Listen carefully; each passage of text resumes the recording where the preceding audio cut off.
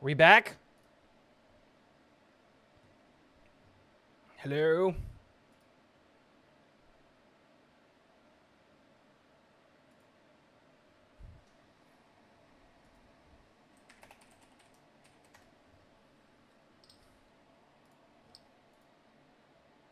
Nope.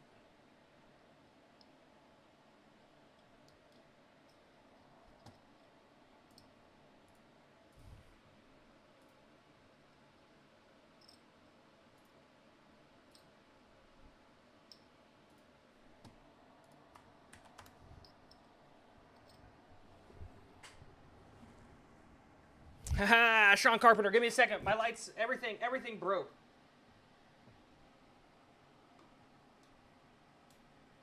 Oh crap, that was bright. Dark mode, I gotta fix the lights. Give me a second. Oh my gosh. Everything broke.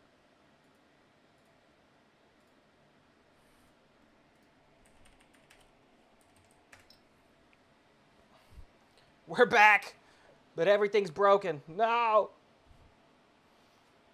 Need my lights to connect. Hurry up, stream.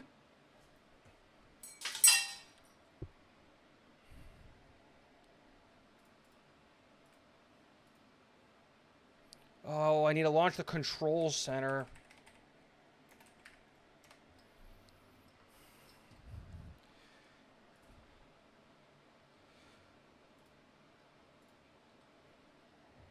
Hey, they were back. Ah! Everything broke. Gosh. That sucks. Now I gotta fix the chat because the chat's broken. And then we gotta do that. We gotta close off that chat. Hopefully everyone over there realizes what's happening. If anyone else is over there, can you let them know?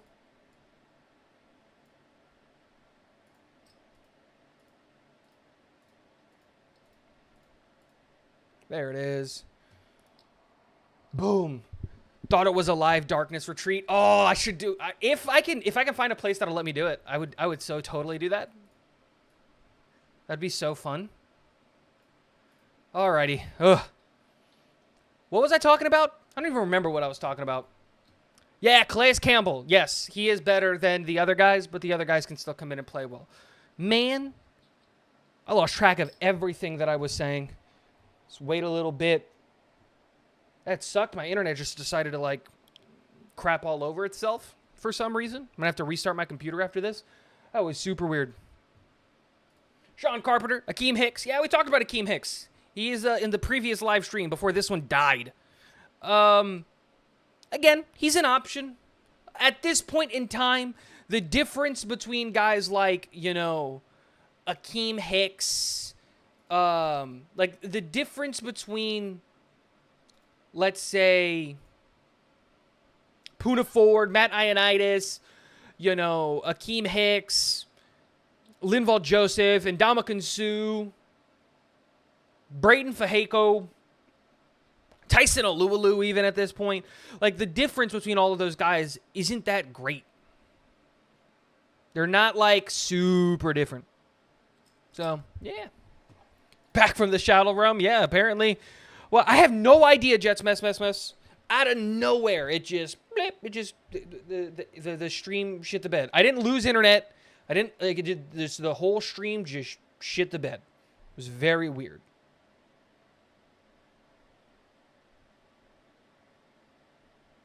But yeah, we're live. We're back. But what were we talking about? I think it's my computer. I think I need to update my computer.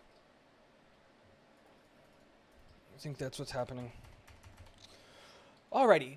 As I was saying before, and I guess like while we wait for some people to come in and you guys' chats to come rolling in, if you guys want to skip the line, super chats are a thing now, so you can do that in the description below. We're doing a giveaway once we hit 15 members of the Talking Jets with Tico Navy. It is the membership of this channel. It costs less than a cup of coffee a month. We actually have 2 members. I forgot to update this, so it says 1, but it's actually 2. Once we hit 15, I'll be giving away a t-shirt jersey of one of the new rookies. That's it. That's the award. So if you want to be a part of that, the moment we hit 15 is when I'm going to do the giveaway. We're going to do a members-only stream. It's going to be a good time. We're going to do the giveaway. And then whoever we take in this draft, whatever T-shirt, jersey that you guys want of that player, I will get it. I will ship it to you. That's the whole thing. Boom. Like I said, less than a cup of coffee a month. And like I said, the draft is a month away. It costs $1.99. Hey, $1.99 to maybe get a shot at getting a T-shirt jersey of whatever rookie that you want. Pretty good, especially since we're probably taking a running back. Welcome back, John. Welcome back, everybody. I guess his not interested in winning Falcons suck. Remember, Jason, that the Falcons, while they do suck, so does the NFC and so does the NFC South. The Falcons legitimately could win 8 games next year and make the playoffs. It's insane. There you go. Look at Rob V taking advantage of the fact that he's got a wrench, helping out the channel and reminding everybody to hit that like button because we got the stream rocking again. And that's absolutely true. We got 20 more minutes of the stream. Boom. So what does the Shadow Realm feel like? Very cold. Like cold and distant at the same time. It's weird. Is it me or did Will Anderson take a step back? Wasn't he supposed to be like this generational talent? Yes. He was, again, here's the thing, Wild Wave. I was never the biggest Will Anderson fan at all. I think his production at Alabama came from weak competition and the fact that he's just an insane athlete. But after a year of tape was put on that guy where he exploded, he absolutely fell by the wayside. Now, that being said, that doesn't remove him from being he should be, especially with Jalen Carter now having all of this problems with the law and all that stuff. He should still be the first non-quarterback taken off of the board. Like, that's just the way it is. He should be the first guy taken off the board no matter what. That being said, he is not, I never considered him a generational guy. The best way I like to explain what he's supposed to be, what Will Anderson is he's the guy that you draft not because he's ever going to win you a Defensive Player of the Year award, not because he's ever going to win you an MVP award, not because he's not going to be in the competition for the Defensive Rookie of the Year award. Like, that's not what he is. But you know what he will be in 3 years? An 8 to 10 sack guy. Every year. He'll be 8 to 10 sacks. And then he'll elevate his game and he'll become a 10 to 12 sack guy, and that's what his career is going to be. His career, in my opinion, is Carl Lawson, but like Carl Lawson doesn't get sacks. He just creates a ton of pressure. Like, that's what his career is. Carl Lawson would benefit an insane amount if he wasn't edge rusher number 1. Just the reality. He would benefit if we had a stud at the other side. A great example of this is, do you remember when the Pittsburgh Steelers pass rush had TJ Watt on one side and then Bud Dupree on the other side? Like, TJ Watt is the guy. He's your 30-sack-a-year guy. Like, he's going to break games wide open. But Bud Dupree on the other side, he's not a chump. And we know that he could do very, very well on his own. Or at least we thought. Goes to Tennessee, and he's kind of nothing because he didn't have the opportunity to line up next to one of the best players. And he got hurt and all of this stuff, but there's that. Boom. Your screen is fuzzy. What?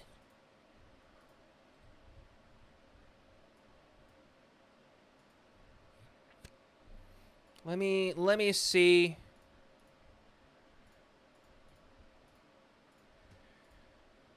Boom, boom, boom, boom, boom. Give me a second.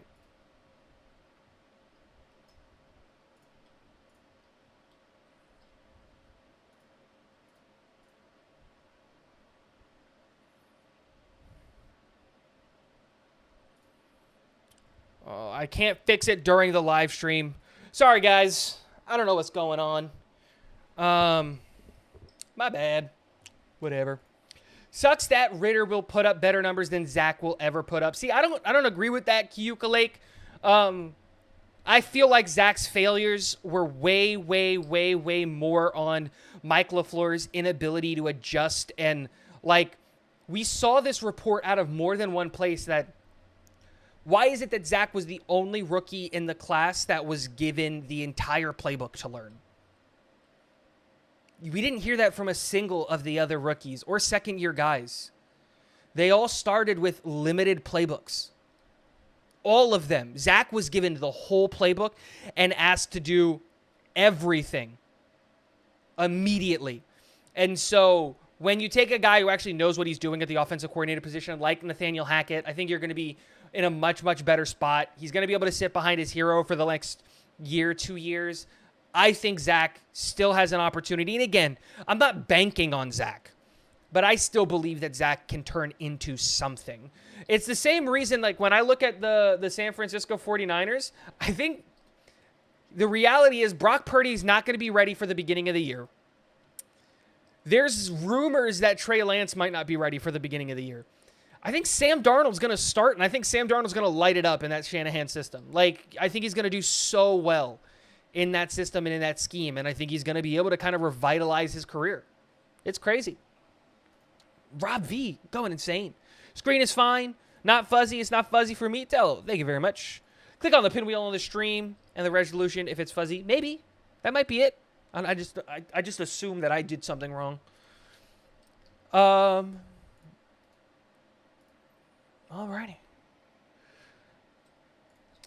My NY cursor. Zach has legit issues, but Mike LaFleur did not help. He can be fixed, but he needs to study the plays from the sideline. Absolutely. And that's why we're going for a guy like Aaron Rodgers.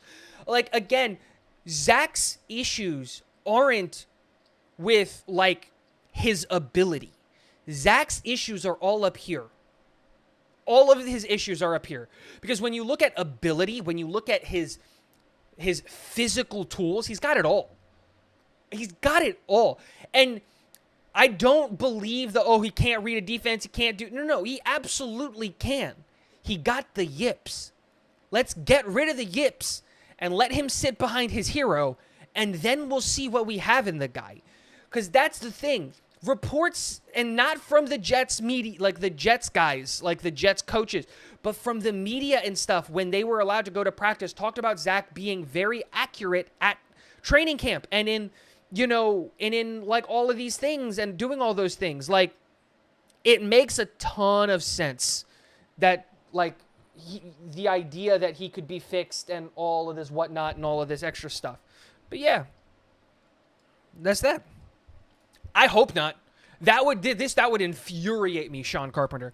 If the Jets took a late round quarterback in this draft, that's throwing the draft away. That's throwing this year away, in my opinion. There's no need to do that. Like, it's such a, in my opinion, it's such a waste of a pick. Because the guy, first of all, this quarterback class is insanely weak. Insanely weak. And so who are you taking in the 6th round, which should be the earliest you should take a guy? And, like, okay, Brock Purdy's a great story, but, like, how much of Brock Purdy's success is Brock Purdy or Kyle Shanahan? Like, let that sink in. Right? Right?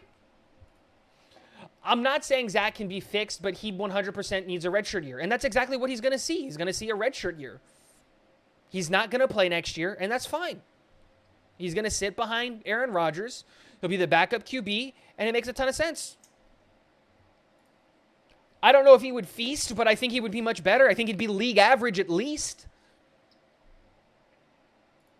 In fact, there's a ton of analysis that shows Zach looking at the right read, but not pulling the trigger. He's got in his own head and stopped trusting himself aside from trying to do too much. That's true.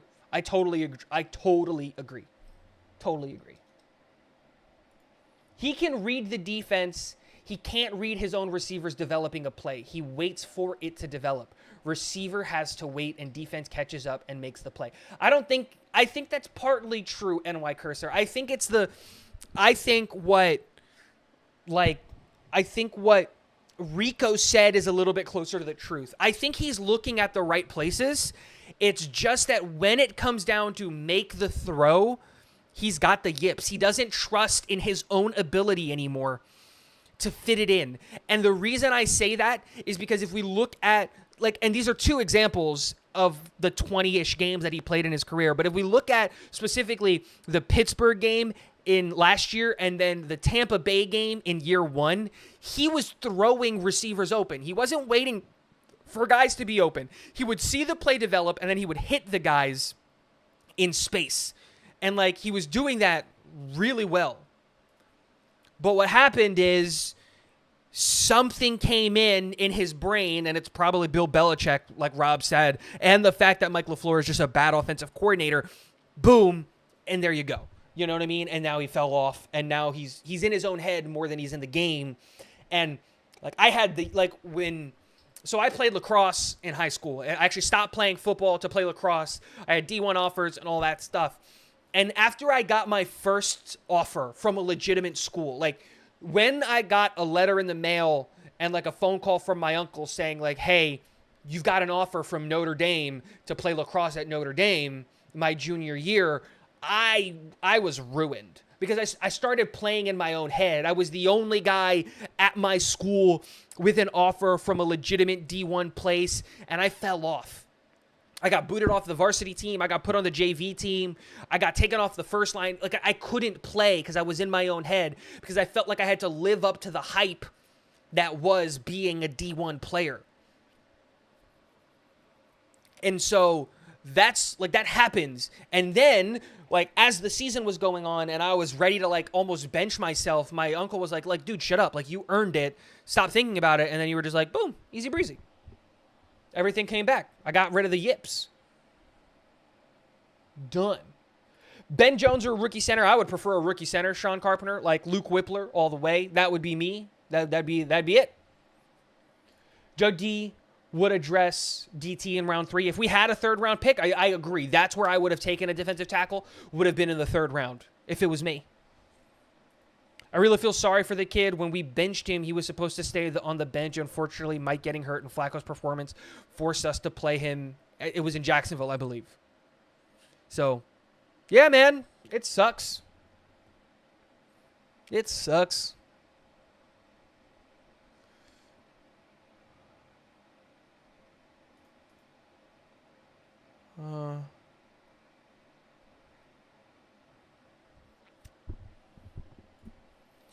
Part of Zach's yips has been that atrocious offensive line due to seeing ghosts on the field. But he also didn't help, man. Like, you can still play well behind a bad offensive line.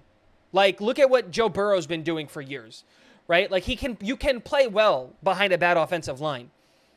I never liked that specific excuse. Like, is it a legitimate excuse? Yeah, 100%. But it's also something that you can look at and be like, hey, this is a real thing. This is a real talking point that we can have a conversation about. That offensive line was trash, but so was he. And again, I'm not ready to give up on a guy who's that talented. Mike LaFleur to Zach, grow up on your own. You're on your own. Yeah, absolutely, man. There's plays where we run a slant pattern and the slot, and he's got to hit it almost as soon as the snap. He's literally looking at it but doesn't pull the trigger and takes a sack.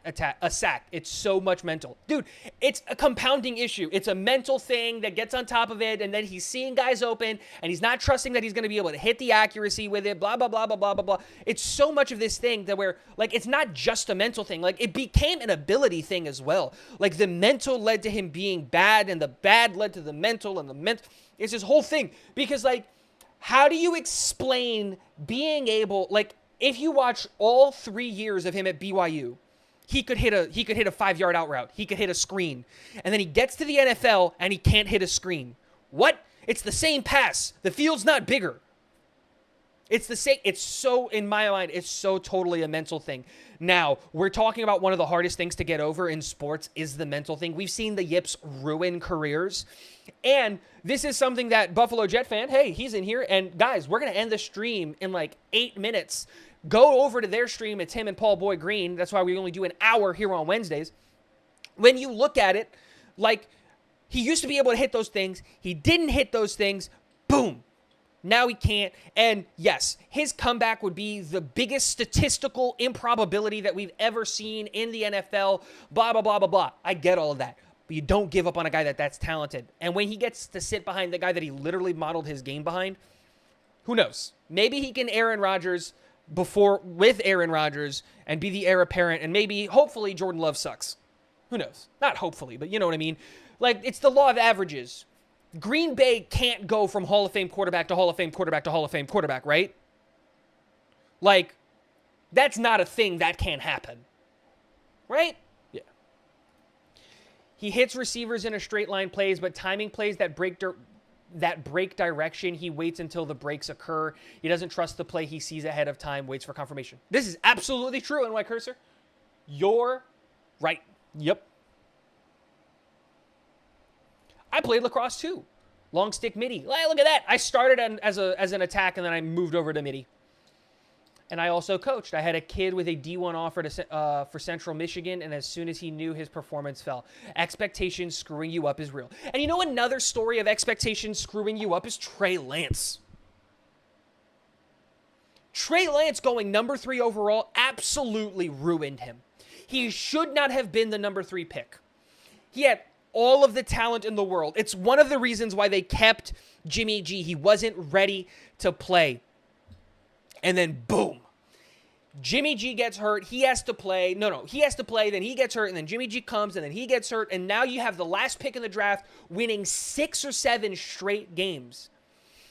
I know that Trey Lance is a good kid and he's not going to do this, but I think the best thing for Trey Lance at this point is to get traded away. He's got all of the potential in the world, but when he's going to compete with Sam Darnold and Brock Purdy, and he hasn't played football in 3 years, I don't know how he's going to be able to win that competition at all. There are teams that aren't going to be able to get a quarterback, that need a quarterback in this draft, that aren't going to be able to get one. If you can trade for a guy like Trey Lance, I would do it. I'm looking at the Washington Commanders. If the Commies go into the year with a Sam Howell, Trey Lance, and Jacoby Brissett competition, as a Commie fan, you might feel a little bit more safe in that opinion, but still, it's one of those things where you're like, you know what? Maybe. I have no idea what's going on here. That might be a thing. And there you go. Again, that's the way that I look at it. But expectation does ruin you. I know he looked washed last year, but Akeem Hicks has been a favorite of mine for a while. Most underrated DT of the last decade. We talked about it, Buffalo. Akeem Hicks is a great option, and I think that he can come in. My only problem with Akeem Hicks is what is the expectation for him in regards to contract. He's coming off of an $8 million contract, and how close does he want to be back to $8 million? And at his age of 34 years old, I would feel a lot more comfortable at that $2 million mark, not $8 million. And that's a question. Why haven't we re-signed Quan yet? Because Quan is no longer going to be a Jet. He wants money. He showed to the league that he can be healthy, and the New York Jets aren't going to offer him much more than what he made last year. Where you know who will? Probably the Houston Texans. And that's the reality of it. And also, remember that Quan didn't sign with the New York Jets until well after the draft. There's no rush. We've reached the tier 3 of guys. We're probably not going to see very much movement in the free agency period up until, up until either leading up to the draft so that these draft strategies can become a little bit more refined, or up until the day after the draft when we start looking at it and okay, here are the positions that we were able to address in the draft. Here are the positions that we weren't able to address in the draft. And then we get that third wave of free agent signings that happen. And that's why. Lacrosse is my sport. Still coach it. Come play in Lake Placid tournament. BJF can hang out on the sideline making comments. I wish I could still play. I wish I had the knees to do it. I don't. Bad O-line isn't a legit excuse because it says isn't a legit excuse because to say it was that is to assume coaches didn't see that too and don't account for it. If it was just the line, why didn't screen, swings, quicks? Exactly. You're right. This makes a ton of sense. It's not just the O-line. The O-line was an issue, but it wasn't the issue. The yips were the issue. And you can see that because he couldn't hit quick slants or screens or swing passes accurately. Everything was up here, and he was scared of what was in front of him. Sam had all the talent on paper, too. He does. And here's the thing, Explosive Diarrhea. I think he's going to start in San Francisco, and I think he's going to do insanely well in San Francisco. Book it. I think that this is a great opportunity for him, and this is going to be a good shot for him. Sam was a turnover machine in college, absolutely. Dark Soldier in the house coming in right at the end of the stream. Quan is one of those let the market tell them type of guys. If he's back with us, we'll know the rest of the league didn't value him as much as he thought. Absolutely. And like the thing is what does he think his role is going to be? Remember that Quan was a starting linebacker for a long time, and then he had all of those injuries concerns where he couldn't finish a year. So he had to go to a team where he felt familiar with the coaches like Robert Saleh and the New York Jets, play in a rotational role like he did with the New York Jets last year, prove to the league that he can stay healthy and play at a high enough level to still be in the league like he did last year. The real question, and Rico puts it perfectly, is what does he think his value is, and what does the rest of the league think his value is? That's the reality of the situation. That's a great point. For Quan to get more money, he'd need another year or two of being healthy. Texans will probably gamble on him, though. Exactly my point. The Texans are in a position to throw a ton of money there and to do that, and I think they ultimately do. Harrison Hagan, what's up? Have you found me an Aaron Rodgers jersey in a Goodwill yet? No, I'm kidding, man. Zach was gun-shy. Even in the Patriots game, when Mims was open down the middle of the field, couldn't pull the trigger. Yeah, and he couldn't pull the trigger. Like, you could tell in his stance and in everything that he wanted to, and he just was terrified to do it. He was just scared to do it. He didn't want to just let it rip, and that ultimately ended up being the problem. But guys, it's 9 o'clock. We're going to end the stream there. Yeah, I think it happens by the end of this week, Harrison. I still think that. I think we're going to hear something like the owners' meetings are supposed to wrap up. I think they wrapped up today, didn't they? Or they wrap up tomorrow? I think it happens. If it doesn't happen this week, it's happening trade day 2 of the draft. It's happening the moment the 13th pick gets off the board. The New York Jets are going to go. They're going to pick at 13, and then the trade is going to be announced. Like, it's going to happen something like that. So, boom. Guys, we're going to be ending the stream. We're all going to head over to the Buffalo Jet Fan. We're going to hang out in his stream. That's where I'm going to be for at least a little bit. We're going to Tigo raid there. Guys, remember that we go live for our long show, the No Time Limit show, Friday nights at 9:30. So come back for that. Remember that we're doing this live stream now, Wednesdays, every day, every week, from 8 to 9. This is the Wednesday wrap-up. Thank you for hanging out with me. And last but not least,